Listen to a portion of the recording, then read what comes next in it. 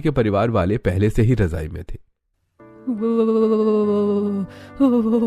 कितनी ठंड है, कहीं मैं मर ही ना जाऊं। ऐसा क्यों बोल रही हो माया? दीदी बहुत ज्यादा ठंड लग रही है। इतने ठंडे पानी से बर्तन धोने के बाद रजाई में भी आराम नहीं मिल रहा।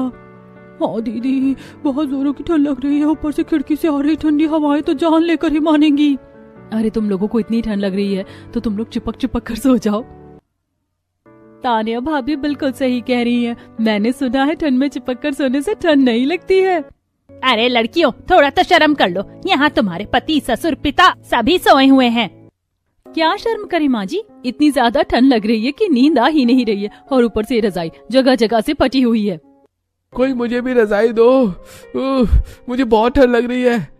ठंड की वजह से रजाई को लेकर बहस होने लगती है, और ऐसा एक दिन का नहीं था। अवनी के ससुराल में अक्सर रजाई को लेकर खींचातानी चलती रहती थी। आप लोग रजाई को लेकर ऐसे मत लड़िए, मैं एक काम करती हूँ, बाहर से परात लेकर आ जाती हूँ, उसमें थोड़ी लकड़ी जला दूंगी तो घर गर्म हो जाएगा। ये हुई ना मेरी जुगाड़ू बहू वाली बात, आग जलाने से तुम लोगों को भी ठंड कम लगेगी और तुम लोग चुपचाप सोओगे। तानिया ठंड में कांपते हुए बाहर जाती है और परात में लकड़ी जलाकर लाती है। लकड़ी जलने से घर में थोड़ी गर्माहट होती है। अब जान में जान आई, मुझे तो लग रहा था कि ये ठंडी रात आज कटेगी ही नहीं। अरे देखो, रात बहुत हो गई है, कल सुबह हम लोगों को दिहाड़ी के लिए जाना है, तो सभी सो जाते हैं। विराज की बात सुनकर परिवार के सारे लोग सो जाते हैं। अगली सुबह फिर से बहुएं घर के बाहर ठंडी ठंडी हवा में बैठकर खाना बना रही है। तानिया दीदी, खाना बनाते हुए अपने सर को ढक लीजिए, कहीं ठंड लग गई तो लेने के देने पड़ जाएंगे।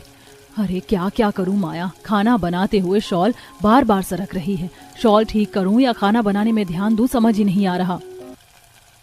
तानिया दीदी, आपने तो सरसों का साग बना ही दिया है, मैं एक काम करती हूँ, मैं मक्के की रोटी बना देती हूँ। अरे ये तो बहुत अच्छा रहेगा अवनी, मैं सुबह से रसोई में काम करके थक गई हूँ। तीनों देवरानी जेठानी बात कर ही रही थी कि तभी तानिया दीदी, पलक, अवनी, देखो मैं क्या लेकर आई हूँ। आप क्या लाई हैं दीदी? मैं ये तिरपाल लेकर आई हूँ। तिरपाल का हम क्या करेंगे? मैं समझ गई सिया के दिमाग में क्या चल रहा है। हम लोग इस तिरपाल को अपनी रसोई के ऊपर बांध देंगे, इससे हमारे सर पर ओस नहीं गिरेगी और ना ही उसकी वजह से लकड़ियाँ भीगेंगी। इतना ही नहीं दीदी, तिरपाल लगा देने से हमें ठंडी हवा भी कम लगेगी, जिससे हम आराम से खाना बना पाएंगे। वाह, क्या आइडिया सोचा आपने।